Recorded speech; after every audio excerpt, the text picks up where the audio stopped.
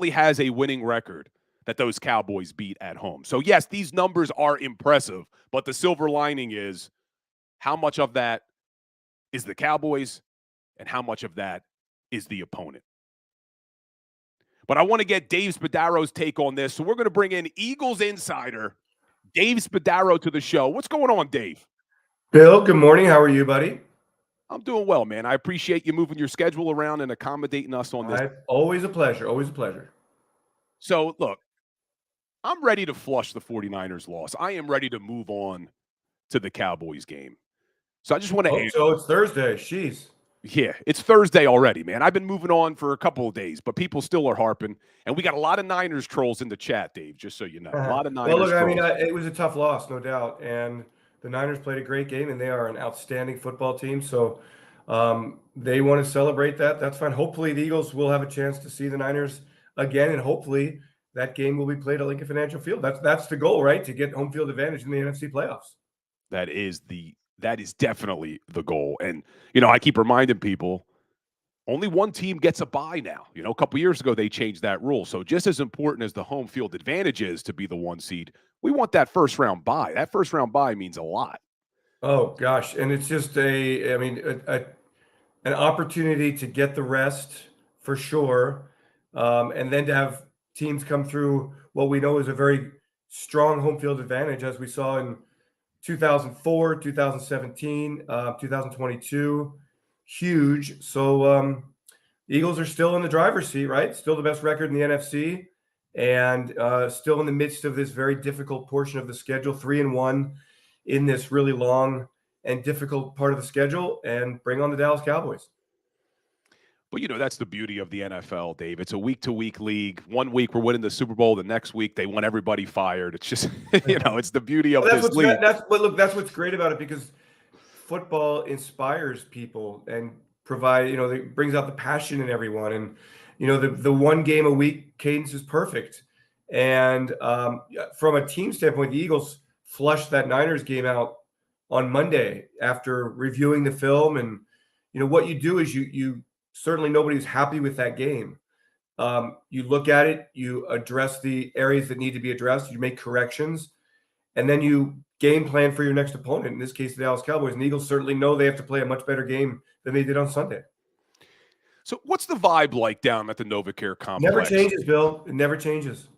It never, ever changes. It's not like when you win a big game, everybody's floating on air for 3 days. They flush it, they move, they correct, and they move on every single week. It is such a repetitive, intellectual and kind of emotional response. And that is just part of the cadence of the NFL. That is what you are taught to do. And really, just to take this off the rails here, these guys are used to this kind of lifestyle their entire professional career. And when we hear players who have difficulty in their post-career lives, it's because they don't have this kind of regimen. And you are taught where to be, when to be, how to be, and that's just the way of life. There is the only time you really, really celebrate is when you do something significant. The only time it changes is if you have a bye week the next week, or you win the NFC Championship, or you win the Super Bowl. The rest of it is honestly boom, boom, boom, boom. It may sound foreign, but that is truly the way it is. By lunch the next day in the building, nobody's talking about the game. Now, you've been down at that NovaCare complex for a few head coaches now. You've been with the team a long time. Is that more emphasized by Nick Sirianni, or is that something that you've seen through every coach? Yeah, no. Andy Reid's whole thing was never be surprised. And so he wanted every day to be exactly the same. And he thought that players were best suited when they knew what was coming. And so, even before that, Ray Rhodes, although it wasn't here at the NovaCare, I'm not at the NovaCare complex at the moment, but at the NovaCare complex. So it's very much the same coach to coach in that respect. Now, they run their programs differently, but the idea of bouncing back and flushing it is universal. Yeah. And it makes a lot of sense. You just want to win that week. Don't want to get too high, too low. Jalen Hurts talks about I'm sure in that. San Francisco, I know the fans are still having their fun and celebrating. But I guarantee you that the 49ers are on to their next opponent, and they understand that there's still work to be done to get where they want to go. They want to host the NFC playoffs. So that's the goal for the Eagles, for the Cowboys, for the 49ers. Hold on. I got in the chat here, Dave. Let's see. So New Jersey Fishing Maniac is making vodka sauce right now. So the meatballs sit for 7 hours. Go Birds. You a big fan of the vodka sauce, Dave? Love the vodka sauce. Love the meatballs. So I'm a big fan of. Who's that? What was the name there? NJ Bill? Fishing Maniac. Okay, yeah. I mean, go for it. Let marinate and don't celebrate. Just let it sit and then enjoy later. Spadaro. That's a Paisan name, right?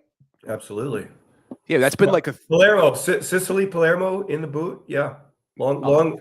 Yeah, second generation American. So my grandparents were born in Italy, and so I am very, very much in the same category that you are. Yeah, my family is Sicilian as well. I had the luxury of being able to visit them back in 07. I studied abroad in Rome and then made my way down to Sicily to visit some family. Nice. That was a great experience for sure. Nice. So, yeah, we've been having a lot of Paisans on. We had Farzetta. We've been talking about, obviously, Dom DeSandro. We've been talking about John Tortorella, Nick Sirianni. There you go. And what is the common denominator? Vowels at the end of the name. So if anybody's doubting how to identify an Italian, your best bet is vowel at the end of the name. Yeah, that's always the tell. That is always the tell. Well, look, I have people in the chat asking me to ask you about Big Dom. I'm ready to move on, guys. I'm not talking about Dom. Same. I don't want to talk about it. It's a non-story. It's not a funny thing. It's not a joke. We're all supporting Dom, and we all love Dom, and that's all I'll say about Dom. He does an outstanding job down there. So I'm ready to move on as well, guys. Sorry about that, but we're not going to talk about it. So one of the new faces in the building, Dave, Shaq Leonard. Have you had an opportunity to meet him? He met the media yesterday and, had spent Tuesday at the complex trying to get a crash course on the defense. I don't think it will be that difficult for him to pick up the verbiage. It's really not ever going to be the scheme. It's going to be the checks and how the Eagles audible off things, and then understanding the language of the defense. But, somebody who's been in the league as long as he is should not be a huge transition. Hopeful that Zach Cunningham can contribute this week. We'll see. Big practice day today for the Eagles, but getting Shaq helps the linebacker core. And I'm not sure I don't know what happened in Indianapolis. I don't know what his physical condition is. I don't know what drawbacks there are. I know the positives of Shaquille Leonard is that he is a great contributor, a great leader, a great playmaker, and that's what the Eagles need on this defense. And the one thing that has me excited and less concerned about the injury history is Sirianni's relationship with not only the Indianapolis Colts organization, but now Shane Steichen there. And you heard Sirianni talking about how they were able to FaceTime with a bunch of the coaching staff over there. They were able to get on with Shaq Leonard. So how much does that go to them really being able to evaluate Shaq Leonard as a player and from a health perspective? You really have to do your due diligence. You have to kind of look into every corner. And the fact that there is a great relationship with the coaching staff helps. I'm sure that there were honest exchanges. I'm sure that the Eagles have a realistic understanding of what Shaquille can bring to this defense that we will start to see hopefully on Sunday night. And I don't pretend like he's coming in here to transform the defense. I don't know what, and maybe he will. I don't know what to expect, but the coaches certainly and the players have a much better understanding when they see Shaq on the practice field, when they know what he can do in the classroom, how quickly he absorbs the verbiage of the defense, the nuances of the defense, what Sean Desai wants in terms of checks and audibles, movements, things. So look, they're going against a really tough offense. There's a lot to cram in here. It's a super turbocharged offense that has won 14 straight games at home. You just outlined that, and notwithstanding their opponents, because I don't think that goes into the equation. They are fast. They are efficient. They are putting up a lot of points. Eagles defense is not about Shaq Leonard this week. It's about the entire group coming together and playing better. Let's talk about that defensive group for a second, because one area they've really struggled, and in fact are bottom of the NFL, is third down defense.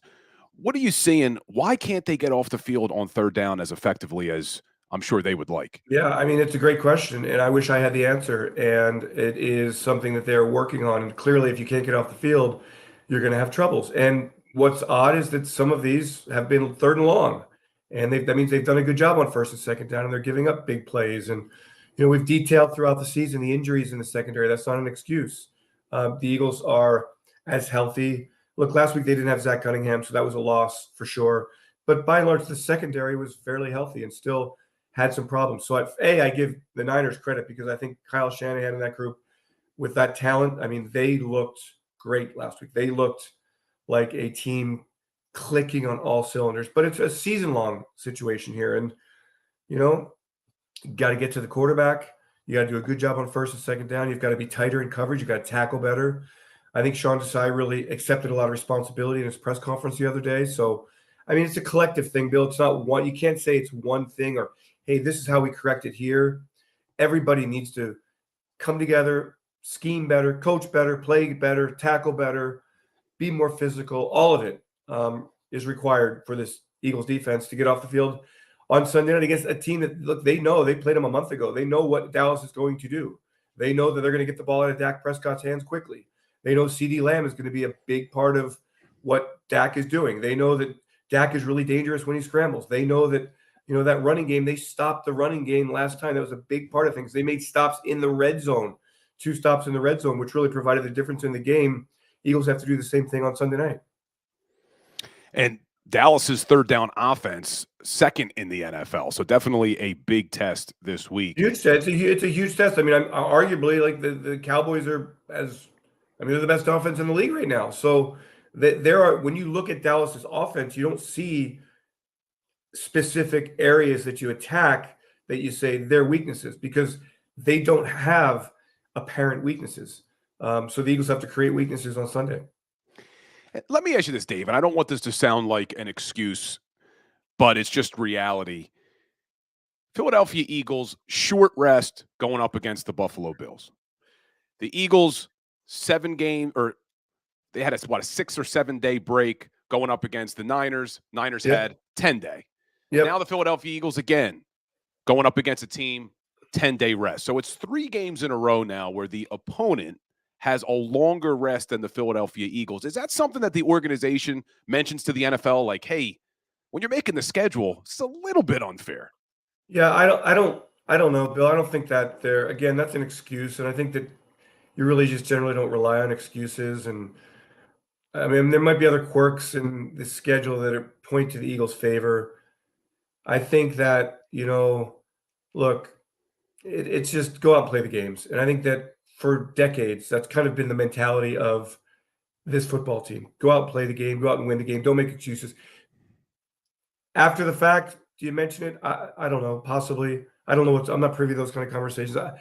I just don't like to use that as a reason for a loss like on Sunday. I mean, had the Eagles won the game, would anybody be complaining about this schedule, apparent leaning toward the opponents? I don't think so. So I don't like to make excuses. Just go out and play the games. It certainly, I will say this, I certainly do think it does make a difference. I think having that little mini bye week does give teams an added couple days of rest. I think having Dallas play every single season at home on Thanksgiving and then playing a week after at home on Thursday night gives them an advantage. But they, I think, play, a few games in a row on the road at the end of the season. So, I think the NFL tries to do a really great job of balancing it all out. And I don't think anybody's out to get the Philadelphia Eagles. No, they definitely have a tough job, the schedule makers. And I'll tell you what, I am grateful that this year they put the Philadelphia Eagles on Christmas Day and not Christmas Eve again, because you being a fellow Paisan, they tried to ruin our 7 fishes on Christmas Eve, man. That's right. That's right. So I'd much rather have it on Christmas Day. And that's nice that the Eagles are home Thanksgiving weekend, home Christmas. So is that an advantage for the Eagles? I mean, they get the extra day rest for that game. Like I guess so. You look at things all over, and then you get a short week, the week going into the finale, or the next to finale, the New Year's Eve game. So, yeah, I think you just play them. You just play them. You don't worry about that. I never look like at the schedule and go, this team's weak, that team's weak. This is strong. Just go play the games and win the games.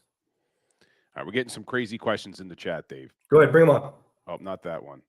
So Wine Niners Wine wants to know, does Dave have an Eagles tattoo? I have I have the Roman numerals of Super Bowl 52 on my left python here.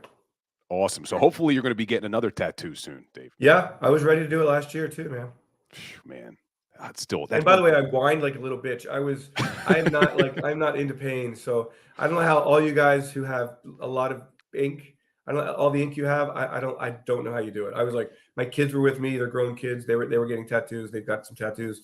I was like holding like the bear in the tattoo shop. I was like, Jesus, who the hell wants to get a tattoo? This hurts. I have one. I have my kids' names here on my chest, and I was surprised how much it hurt, Dave. Yeah, it really does. Not into that. I mean, I have a high tolerance for pain, but like not that kind of pain. Not like needles. I don't like needles. Now, I still think though the tattoo would be less painful than when one of the best leaders ever on this Philadelphia Eagles team, in my opinion, Malcolm Jenkins, has the brand on his arm. That must have been painful, man. Well, that's a fraternity thing. So, you don't have a choice on that one. I'm sure you're ready to go. I'm sure you are lubed up and ready to take that pain. You just reminded me something I wanted to ask you about. So I had Seth Joyner on the show earlier this week, and I asked him about Eric Allen finally getting nominated again. Well, not finally getting nominated. Yeah, he's been there for a million years. Yeah, getting nominated again. Let's hope finally getting in to the Hall of Fame. Seth Joyner says he thinks it's ridiculous he's still not in. You in agreement? Yeah, I mean, I think Eric was a great cornerback in this league. I think he's a victim of and by the way, he was a spectacular player with the interception returns for touchdowns. I mean, it wasn't like he was a quiet, great cornerback. He was a big play, great cornerback. Unfortunately, we're so far down the line here in terms of the number of times he's been a semifinalist. What are there, 25 left now, I think? Is it 25 or 50 now? It's 25, right? It's 25. Yeah, I think it's 25. I'm not sure. And also, you look at the class that he's in, and there's a lot of big names in this class. I think Eric deserves to be in the Hall of Fame. I think it's going to be very difficult for him to get there.